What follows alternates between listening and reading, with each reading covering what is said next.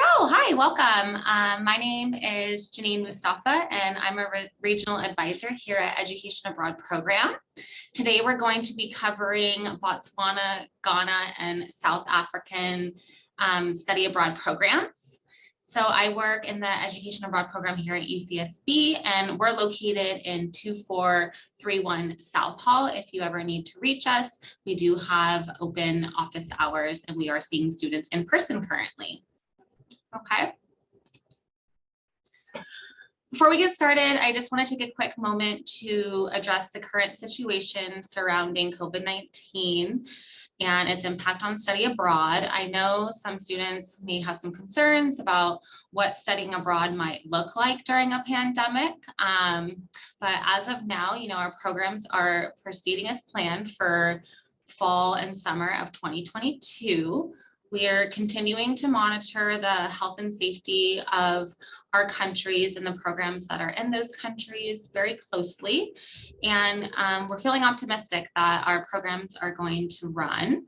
So I do want to say that, we can't necessarily guarantee anything though. So just keep that on your radar in terms of COVID and whatnot. But we can guarantee, if you don't apply, then you kind of will be out of an experience. So we do encourage you to apply, regardless of this current situation with COVID, because there's no cost to you. Applying is free. And in the case that you need to withdraw your application, we do have that pre-departure withdrawal option. Okay. If you're here to learn about just like general study abroad topics, such as like costs and scholarships and kind of a general introduction to study abroad, then I encourage you to attend our Study Abroad 101 info session. These are held every Friday from 2 to 3 p.m. And then we also offer a finances info meeting for costs and scholarships. This will be offered every Friday from 3 to 4 p.m. So these meetings are great if you're new to EAP or with just kind of like a general overview introduction. These topics won't be covered in this presentation.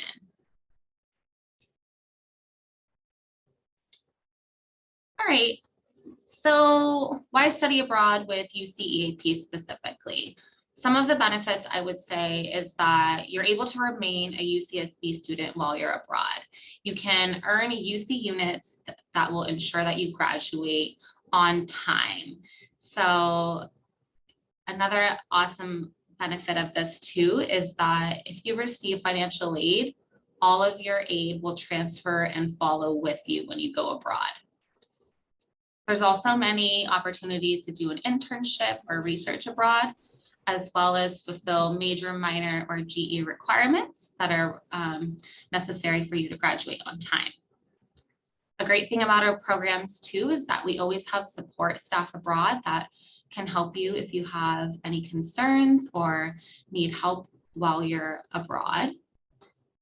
And then of course, there's many other benefits. Ultimately, studying abroad, it's an investment in yourself and it's an opportunity to experience something new, challenge yourself.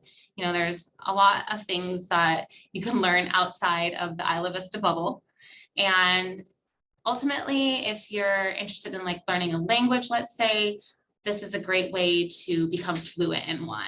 It really opens the doors to immersing yourself in that culture and kind of being forced to speak the language. So that's always an option for students. And then it's a great way to develop skills for employment, such as grad school, or if you're looking to apply to that first job when you graduate.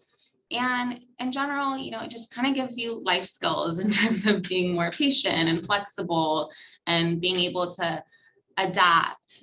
And then a lot of students come back, feeling a lot more confident and independent. So those are kind of things that you might not foresee you would get out of the program, but kind of ends up shaping your experience. Okay.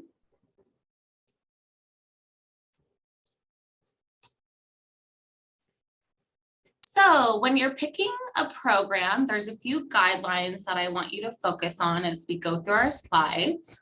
So when choosing a program, you'll want to consider the eligibility requirements, such as GPA, class standing, major requirements, and any language prerequisites the program might have. Our programs often differ in terms of length as well, the terms they're offered, cost, and location. So these are all things you want to consider as I go through the details of our programs in Africa. All right, so these are the locations that we have for our Africa programs. We are in the countries Ghana, Botswana, and South Africa. And within these programs, there are two different types, either immersion or themed. Our immersion programs are usually at a local university, and they allow students to choose from a variety of subjects and courses that are found in the university catalog. You'll be taking classes with local and international students. And then on the other side of things, we have our themed programs, which usually focus on a specific topic. These ones can either be with UC students only, or they might also be an immersion. Some of the benefits, I would say, of studying abroad in Africa specifically is you really do stand out amongst our other kind of general common programs. You know, a lot of students are very drawn to Western Europe. So this is just kind of a unique experience to kind of experience life in a completely different part of the world, a place that you may not have a chance to visit later in life.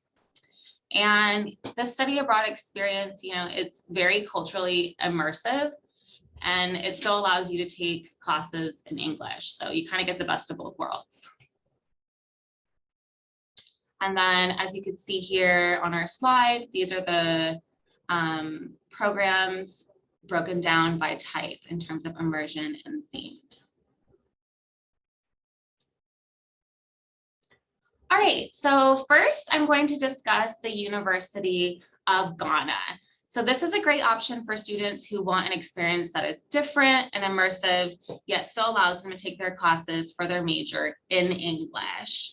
So this program is offered in the fall, spring, and year terms. You need to have a 2.85 GPA and be sophomore, junior, or senior standing. This is always by the time of departure. So if you are not yet a sophomore, you would just have to be a sophomore by the term that you're planning to study abroad. Same goes for GPA. If your GPA is lower than the eligibility requirements, you would just have to get your GPA up before you go abroad by the term that you will be abroad. All right, so courses, like I mentioned, they're taught in English in most of the UC disciplines. You will be taking courses with international and local students because this is an immersion program. Internships, research, community service are available. Housing is on campus, either in a residence hall or in an international student hostel. One thing about the internships as well is that the topics that are often covered are community development, health, and education, if you were interested in doing an internship in any one of those subjects. Academics for this particular program, there is a required course on Ghanaian society and culture, and then this is completed during on-site orientation.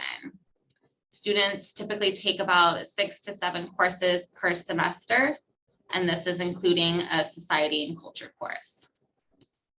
I would say some of the university's academic strengths are subjects such as African studies, anthropology, environmental studies, dance, dramatic arts, development studies, history, linguistics, political science, religious studies, and sociology. So if any of those are your majors, this could potentially be a really good fit for you. We do have some student testimonials available as well on our YouTube channel. This is Rachel. She studied abroad in Ghana. So I do encourage you to check that out. It kind of just gives you, a firsthand insight into what it's like to study abroad as a UC student. So please check that out on our YouTube channel. Another thing that I just wanted to showcase really quick is just a few photos of a former student, Serena. She attended her Ghanaian friend's wedding. And Serena, she's an EAP Ghana alumni. So as you can see, Ghanaian people, they're really friendly, and they have really allowed students to kind of easily network with the locals and ultimately make friends for life. So it's definitely a cultural immersion program. All right, the next program is also in Ghana. This is community-based health, food security, and development.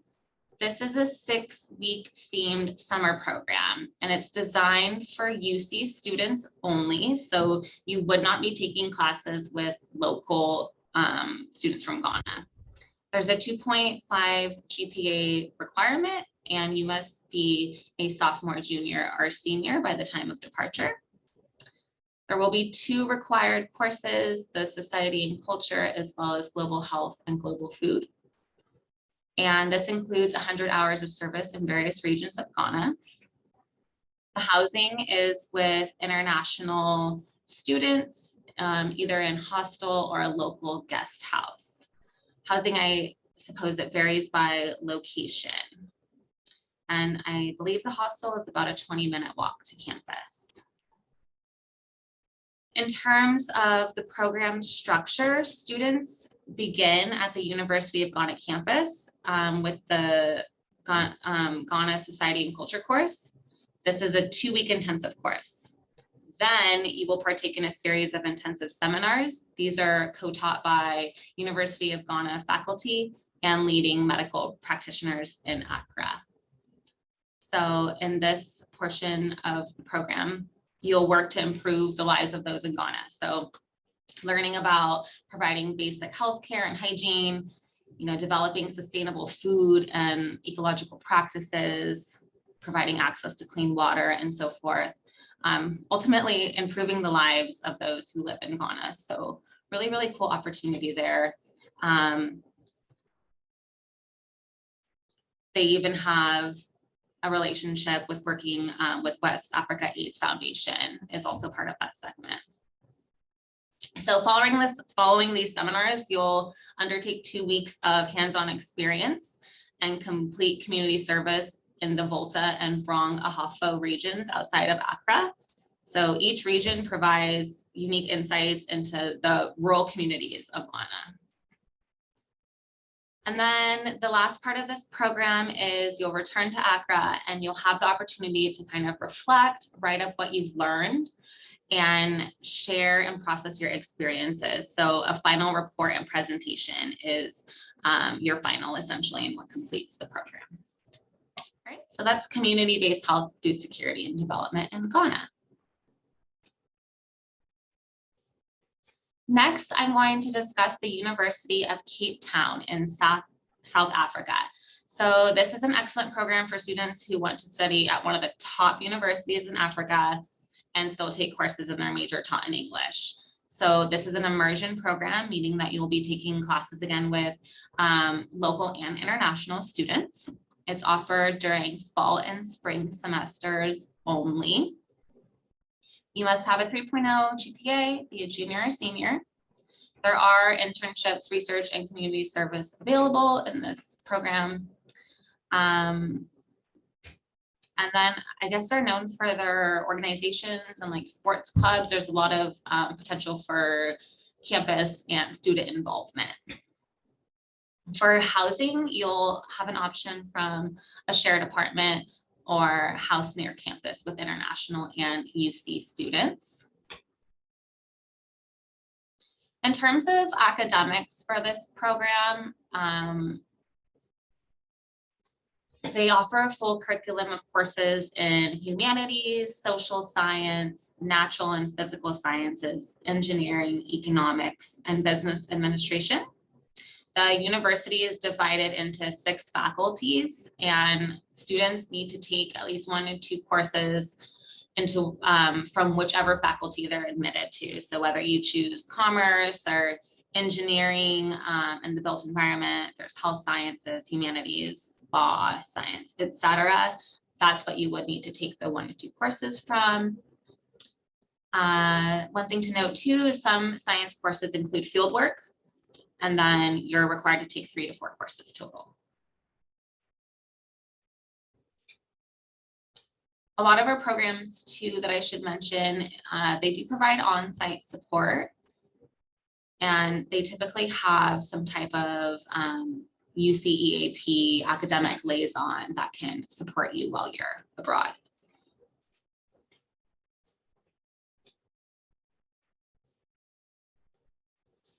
Another video that I wanted to highlight on our YouTube is our University of Cape Town to study abroad in South Africa. This is a great video to check out as well. I'm going to go ahead and play a few minutes of it just so you can kind of get a little gist for what our videos look like.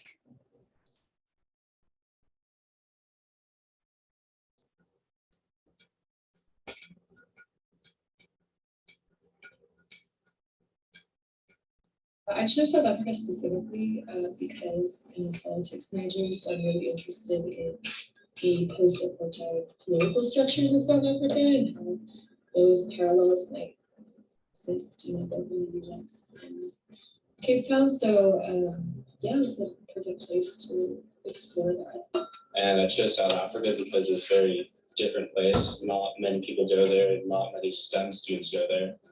There's much less focus on homework and attendance. There's much higher focus on tests. Like all the tests make up much more of your grade. And the classes were definitely tough at UCT, so you definitely had to invest time into those, but it's doable and definitely worked out in my favor. So the first week, it's kind of just orientation. And so we don't have any class. We just go to the university and they tell us like how to choose classes, safety concerns and stuff like that. Our housing program has students that go to the university and they'll come over to us. They'll take us for hikes. They'll show us around the city. They'll take us out to like restaurants and bars in the city. And it's a really good time because they're all local. They're from Cape Town. And so they know the area really well. It shows a fun place to go. I was in a house filled with international students, and it was so much fun because we were all on the same page of being abroad students with the same interests in exploring things.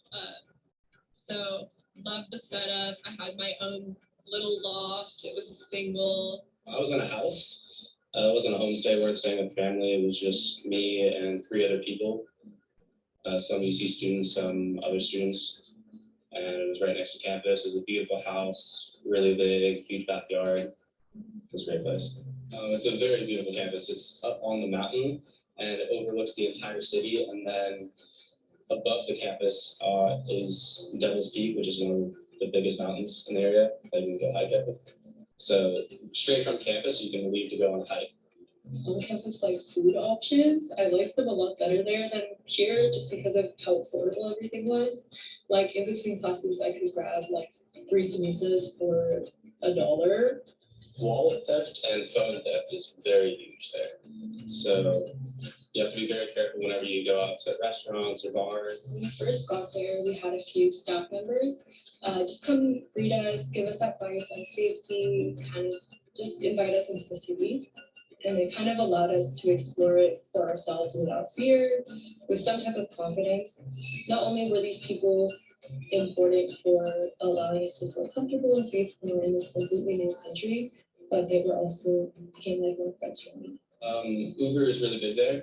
It's fairly cheap too. You can get a ride from campus into downtown, which is 20-minute drive for $7 or $8. Went on camping trips. I tried a bunch of different sports I had never done before. Oh, and I went surfing a bunch. I, funny enough, got really into surfing in Cape Town and not as much here. I went surfing a lot, so I went down to the beach, went climbing a good amount, hiking too. There's just so much beautiful scenery around the area. You can just drive around and find a cool place to go. All right, if you want, you can check out more of that video on YouTube. I really do think kind of hearing from the students themselves who have studied abroad gives you the best insight into what that experience is going to be like. So we always encourage our prospective students to check out our blog, our YouTube, to kind of get those stories and those testimonials from students. So feel free to watch the rest of that later on our YouTube.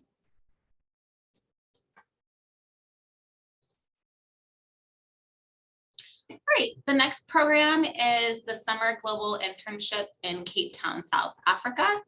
This program, we collaborate with CIEE, a third-party study abroad provider. Along with UCAP, they will be helping you throughout the study abroad process. So this program is offered mid-June to late July. You need a 2.5 GPA, sophomore, junior, or senior standing by time of departure. It is a full-time internship and integrated academic seminar. It's offered in a diverse set of industries such as business services, hospitality, health sciences, and social work. You will earn 9 UC quarter units for participating in this internship. Housing is dormitory with international students, and this will be arranged by CIEE. All right, we have a community and public health in Botswana.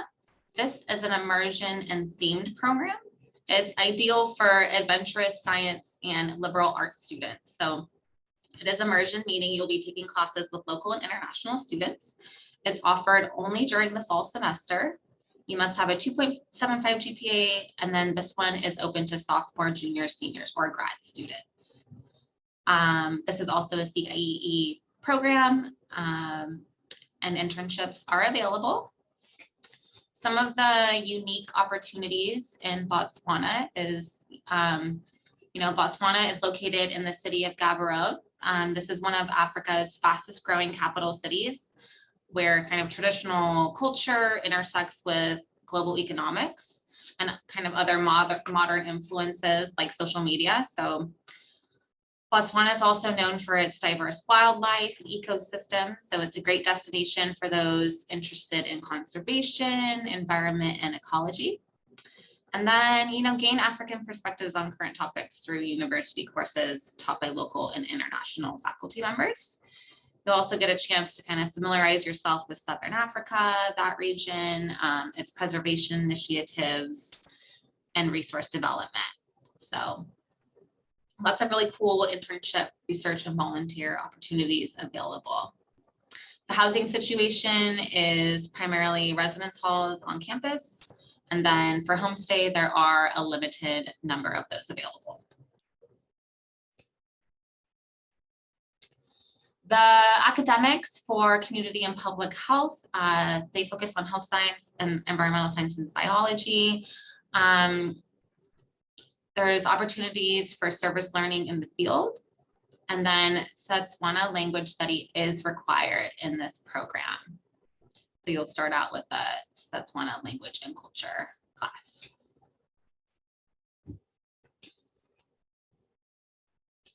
All right, we also have a video on our YouTube for the University of Botswana. Sophie, she studied abroad there, and she kind of gives some insights into what that's like. So if you're interested in watching a video on that, you can access that on our YouTube as well. All right, so we've kind of gone over a lot of information for each program. So I wanted to talk about a resource that may be helpful to you when you're trying to decide which one you would like to partake in. So we put together some program comparison sheets for our students. This is kind of a side-by-side comparison of our programs available in each country. I've copied an example here of what they look like. And this kind of gives you a summary of the cost, the eligibility, the coursework required, application due dates, and so forth, to kind of see a side-by-side view of that instead of clicking through the website. So you can access these on this website by going to the UCSB EAP website under Explore and then Programs. You should be able to find country comparison sheets for all of our programs. And then we also have hard copies in our office if you would like one of those. Okay.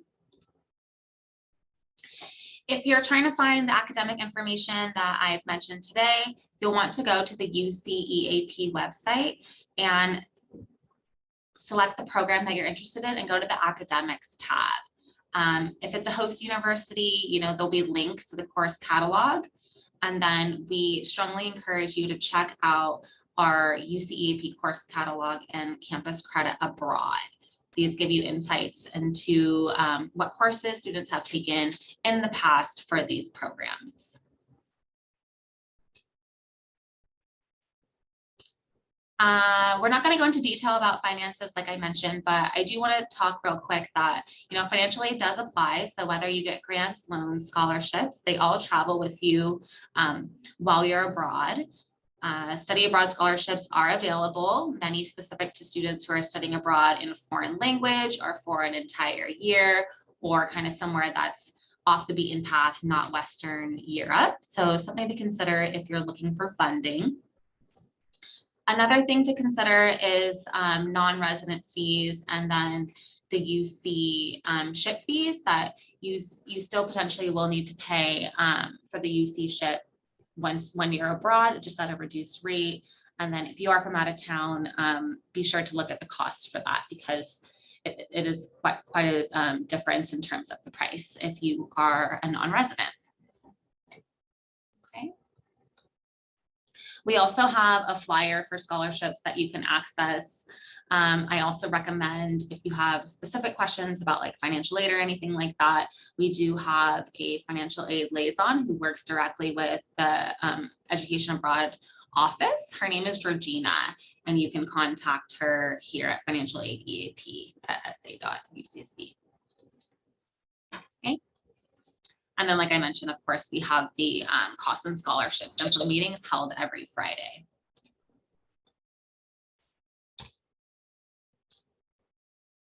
All right, so health, safety, and academic support abroad.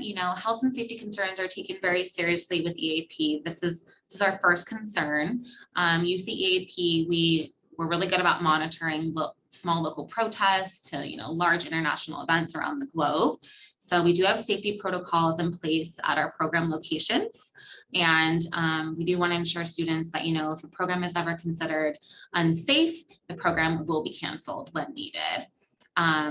Even with protocols in place, UCEAP, we can't guarantee safety, but we do have a lot of on-site orientations, where we address safety, kind of like they mentioned in the South Africa video I just showed you. And students are informed of kind of, where they should and should not go in the city.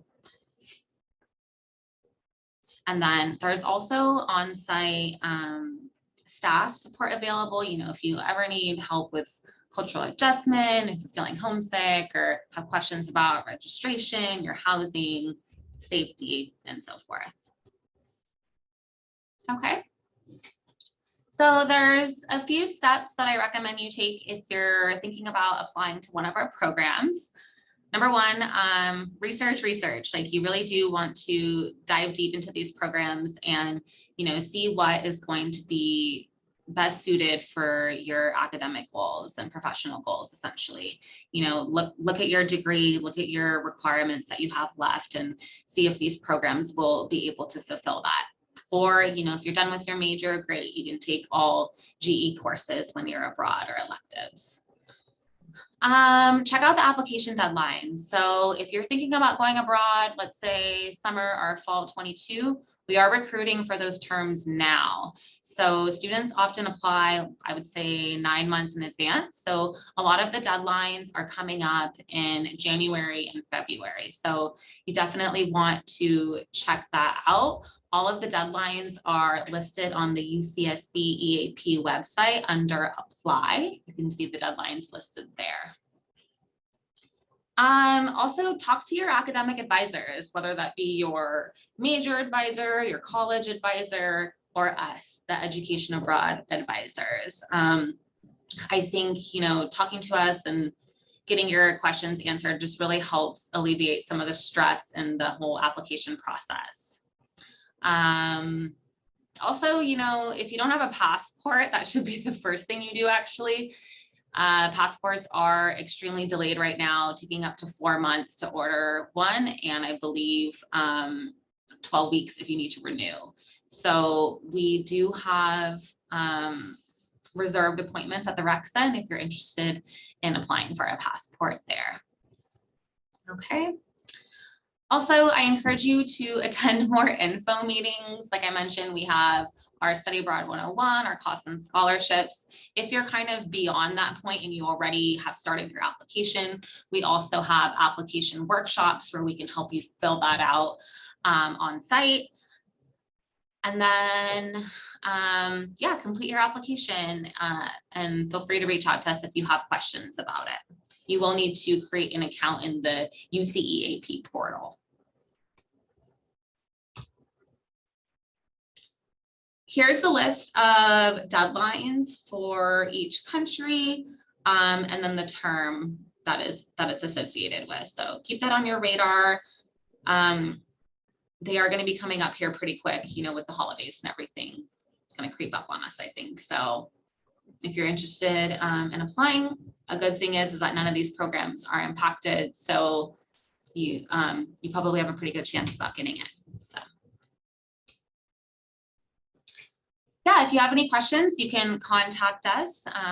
Feel free to go to our website and check out the different regional advisors for specific countries, or email me if you're interested in one of our programs that we've discussed today.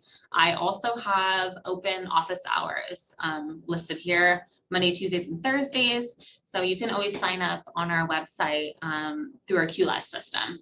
And I'd be happy to meet with you in person or over Zoom, or I can call you either way. In addition, you can talk to any of our peer advisors as well. They're here and available 9:30 to 4 p.m. Monday through Thursday, and then Fridays from 10 a.m. to 2 p.m. We're located in 4231 South Hall. So yeah, that's it for today's meeting. If there's any questions, feel free to put them in the chat box, or you guys can unmute yourselves and ask me.